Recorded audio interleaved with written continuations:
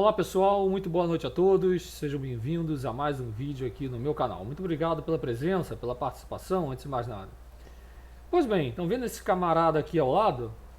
Pois é, pois é. Muito bonito para alguns, muito engraçado, mas não tem nada disso. Isso que vocês estão vendo ao lado é o peixe-leão, tá? Uma espécie exótica, invasora, que já começa a oferecer riscos aqui ao Brasil, tá? Só para início de conversa, espécie exótica. Vamos quebrar aqui, tirar por enquanto invasora, tá? Então, justamente, espécie exótica é a espécie que não é nativa daqui, tá? Mas que quando introduzida, ela não vai ocasionar nenhum tipo de problema.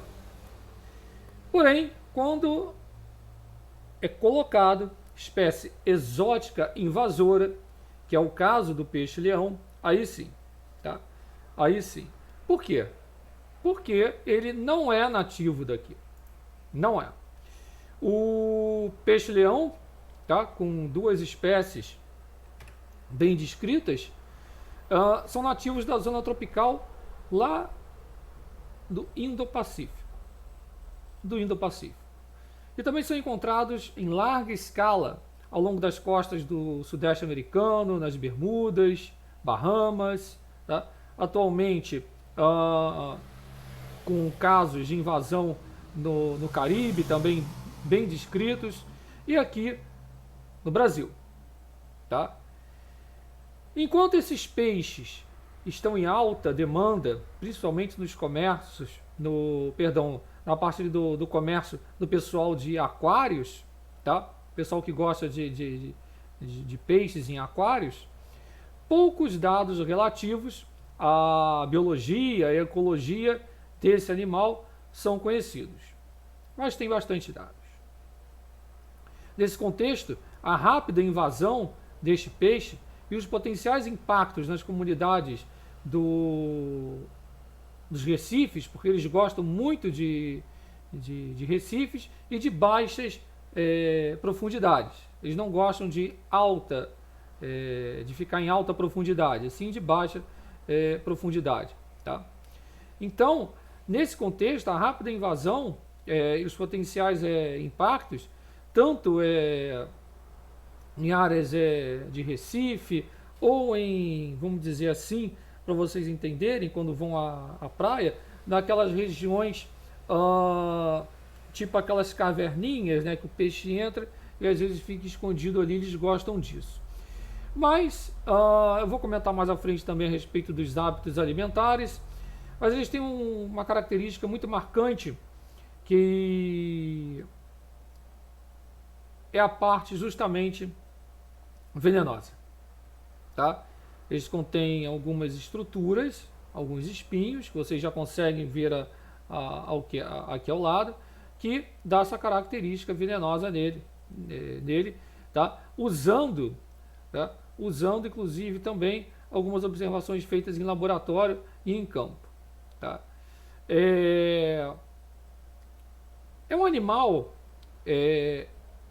heteróporo, tá? O que quer dizer isso? Justamente, heteróporo, tá? Ele consegue se reproduzir várias vezes ao ano, assíncrono, ou seja, ele não contém uma sincronia, tá? Apresentando múltiplas ninhadas por estação, tá? Então o número de ninhadas é indeterminado. Então as medições para determinar a periodicidade de desova mostram que esses peixes desovam mensalmente, com períodos de desova durante a maioria dos meses do calendário, tá? Daí a natureza invasiva. E por que tem uma natureza muito rápida, é interessante citar isso também, de invasão, porque eles conseguem se adaptar muito facilmente ao local, Eu vou entrar na parte de reprodução, a parte de alimentação, e vocês vão gostar muito, muito mesmo. Tá? Experiências também feitas em laboratório sobre a predação de juvenis mostraram que, vamos dizer assim, por causa por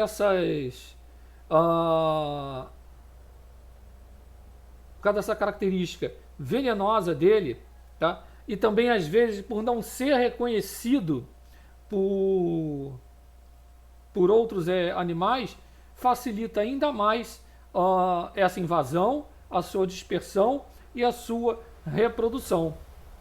Tá? Análise também do conteúdo estomacal revelou essencialmente crustáceos, espécies forrageiras, incluindo peixes comerciais, recreativos, como pargos, garoupas. Então, tem trabalhos que lançam uma luz muito forte a respeito disso daí. Só para vocês terem uma ideia, a reprodução desse animal, tá? Ou seja, as gonocaracterísticas dele, na parte das gônadas ali, etc. Enfim, machos e fêmeas apresentando o menor dimorfismo, tá? Apenas durante a reprodução. Professor, então ocorre assim, vamos dizer, um namorozinho? Ocorre um namorozinho do peixe-leão, macho e fêmea. Isso é muito, muito bem descrito pelo Fichalson, em 75, que forneceu uma descrição detalhada para o peixe-leão, tá? E relatou a parte comportamental dele. Então, tem toda uma parte de corte que inclui movimentos, às vezes, circulares, enrolamentos laterais, lideranças e etc. Então, seguindo as fases desse vamos dizer, namoro, a fêmea vai liberar duas maçãzinhas, tá? Essas maçãzinhas vão flutuar, e para vocês entenderem, vão ser fertilizados pelo macho e ascender à superfície. Tá? E mais tarde, todo mundo já sabe o que vai acontecer, os ovos vão se desenvolver, a parte toda a parte embrionária, enfim, que vai dar origem ao desenvolvimento larval, tá? E que vão ficar flutuando livremente, né? Livremente. Lembrando que os ovários desse animal é do tipo cistovariano, tá? Isso foi descrito em 57. E os óvulos vão se desenvolvendo em talos ou tipo pedúnculos. Mas enfim, tem uma sazonalidade na reprodução, que também é importante citar, do peixe-leão, em toda a sua área nativa. E que isso se tem um certo desconhecimento, tá? Um certo desconhecimento. A dispersão desse animal, tá? Também é muito assim, vamos dizer, muito interessante, porque quando a gente pega a duração específica da larva planctônica do peixe-leão, tem algumas características que são conhecidas e outras não. Então, há uma estimativa, né, que entre 25 a 40 dias, com base em estimativas, tá? Justamente essa a duração específica da larva planctônica. Então, a duração da larva planctônica de 25 a 40 dias. Tá? Mas muita coisa é desconhecida. Mas o tamanho dela na eclosão é provavelmente de 1,5 milímetros. Isso relatos de relatórios, tá? De relatórios em 58 e 63, tá? Então, a dispersão dele ocorre presumivelmente durante a fase larval pelágica, tá? Ambiente pelágico, durante o qual as larvas podem ser dispersas por grandes distâncias. Então aí já é uma característica também que facilita o quê? Dele entrar, dele ser caracterizado como uma espécie exótica invasora. Então, um grande exemplo, em vários estudos, que os ovos de peixe-leão liberados, por exemplo, nas Bahamas, aqui só para citar, são capazes de se dispersar para Nova Inglaterra pela corrente do Golfo. E também essa conectividade larval para Recifes, tá? Recifes. Foi verificado, inclusive, uma dispersão adicional do peixe-leão, tá? Caribe, Golfo do México, assumindo nessa duração larval planctônica de 25 a 40 dias, tá? Pegando ali o Caribe, as correntes de Yucatán, que são capazes de dispersar essas larvas de peixe-leão para o Golfo do México a partir de locais do Caribe, tá? Onde o peixe-leão ele já reside, tá? Onde ele já reside, e vai a relato em vários outros locais, tá? Com base na rapidez do estabelecimento desse camarada aí ao longo da costa dos Estados Unidos, a costa leste, é importante citar isso, Bahamas, estabelecimento também ao longo das bordas da América Central, parte de Nicarágua, Costa Rica, Panamá, tá? A Península de Yucatán, a parte oeste do Golfo do México, e por aí vai. Mas um fator aqui que me chamou muita atenção é essa parte venenosa, vamos dizer assim, tá? Com esses espinhos contendo glândulas de veneno do tipo apócrino, tá? Então, ou seja, glândulas exócrinas, tá? Lembrando ali da biologia básica, parte de membranas, etc. Essas glândulas exócrinas. Então, cada espinhozinho ali do peixe-leão, exceto esses que vocês estão vendo ao lado aí, os espinhos caudais, tá? Exceto eles, é venenoso. Então, inclui 13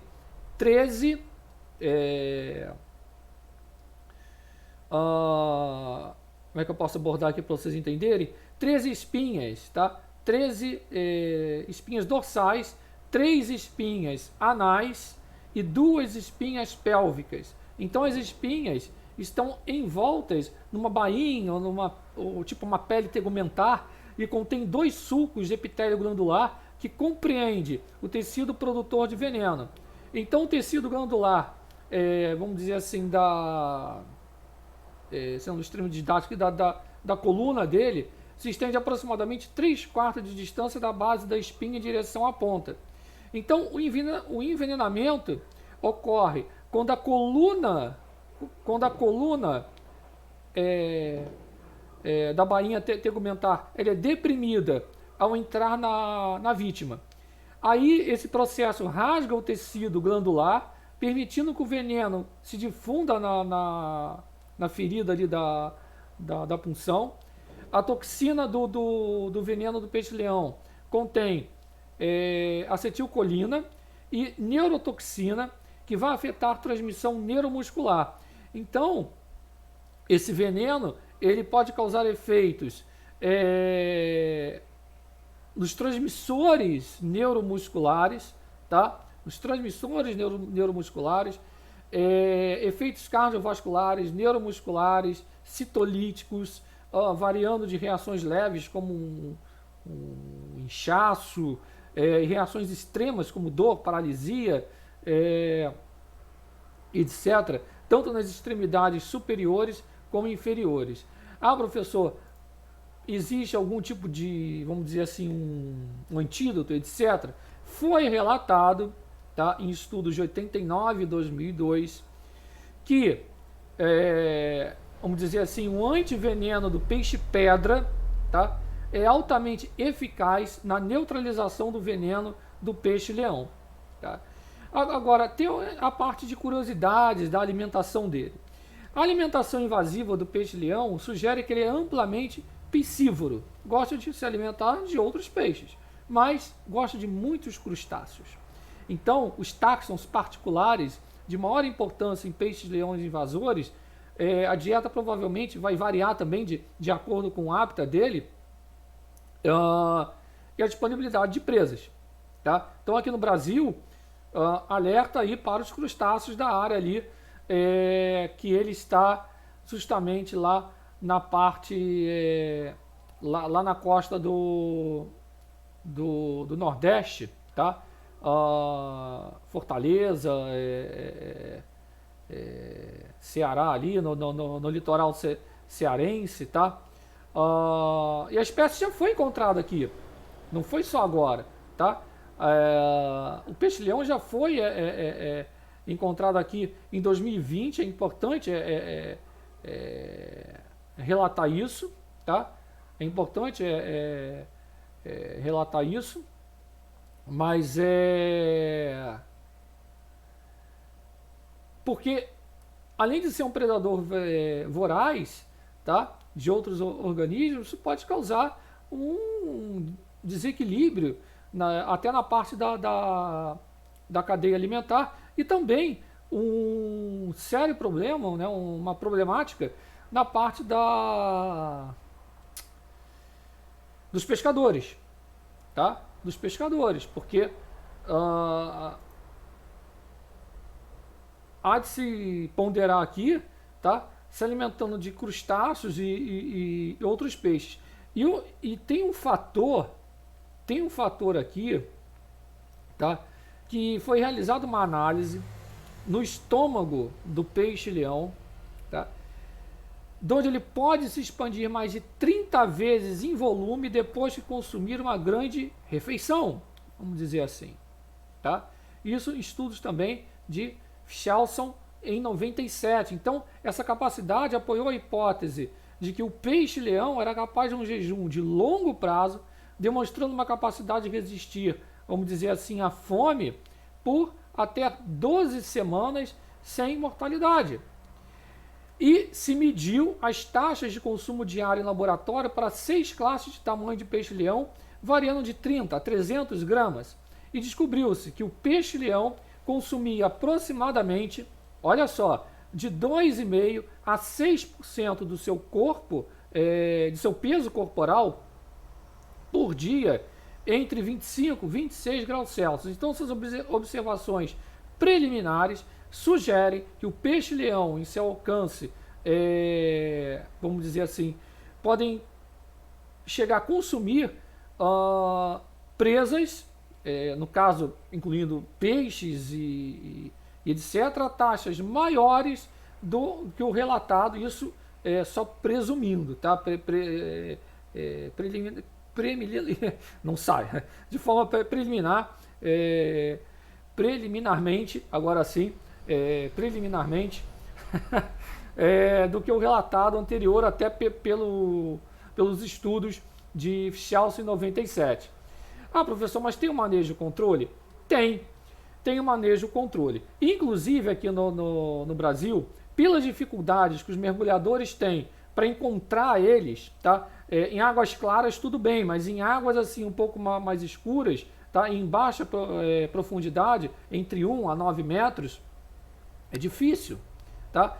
Mas, por exemplo, a gente pode citar aqui esforços nas Bermudas e Bahamas. Então, nas Bermudas foi iniciado um programa de abate desses peixes-leão, tá? Dos peixes-leão, em 2006, que incluiu treinamento, licença para coleta, a bandeira de mergulho especial permitindo caça recreativa ou não, e comercial, porque eu vou abordar aqui que além da, por exemplo, a Bahamas instituiu uma ordem para matar eles em 2005, tá? Inclusive com um trabalho educativo envolvendo seminários e etc. Mas tem uma coisa bacana aqui, que é justamente que ele pode servir como alimento. Eu vou deixar, o link já está na descrição, tá? Como alternativa alimentícia. Mas, infelizmente, o pessoal ainda reluta, porque a carne dele é altamente comestível. O problema, aí o pessoal fala, mas ele é venenoso, não sei o quê. Então tem que tomar cuidado. O problema ali está justamente na parte daquelas espinhas ali, tá? Eu vou deixar o link, já está na descrição. Então parte da Colômbia ali utiliza esse método para mitigar esse impacto. Colômbia, Estados Unidos, México, República Dominicana, unindo esforços, inclusive esses esforços unidos junto ao Programa das Nações Unidas para o Meio Ambiente. Tá? Então atividade de pesca, educação ambiental, isso tudo aí. Tá? Inclusive chefes renomados trabalham com a carne desse animal. Vou deixar alguns links na descrição. Ele também afeta manguezais. Então aqui, Ceará, Piauí, né, águas rasas de 1 a 9 metros de profundidade, muito complicado. Então peixes, invertebrados que ele vai comer.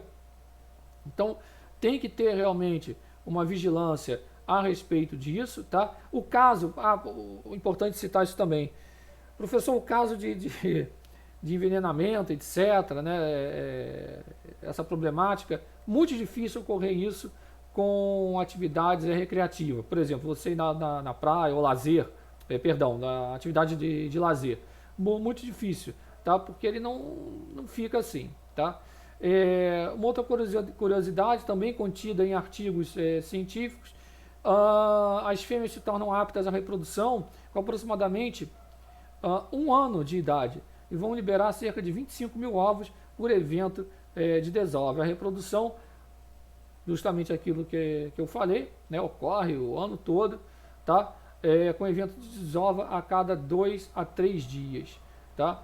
Então, tem esse caso aí do veneno, mas assim, ele não ataca, tá? Ele não vai te atacar, não vai morder, como já foi informado também com aqueles ambientalistas que adoram aparecer na televisão, tá? Mas se você pisar nele em águas rasas, manipulação incorreta, tá? Aí sim, tá? Aí sim, mas assim, muito pouco provável isso daí. E esse histórico de invasão, justamente, né? Há algumas hipóteses, tá? Algumas hipóteses para isso daí, que são originários lá do Indo-Pacífico, mas, por exemplo, a Flórida foi na década de 80, tá? Provavelmente soltura de aquários, tá? Dos aquaristas aí, e rapidamente isso foi indo, aumentando drasticamente nos últimos anos, tá? No Brasil tem casos registrados em Arraial do Cabo, Rio de Janeiro, 2014, 2016, tá? E por aí vai, tá? Em 2020 foi registrado também em águas profundas, em recifes um pouco mais profundos, em 30 a 100 metros, tá? Na costa amazônica e no arquipélago de Fernando de Noronha, tá? Mas fica o alerta para justamente o pessoal não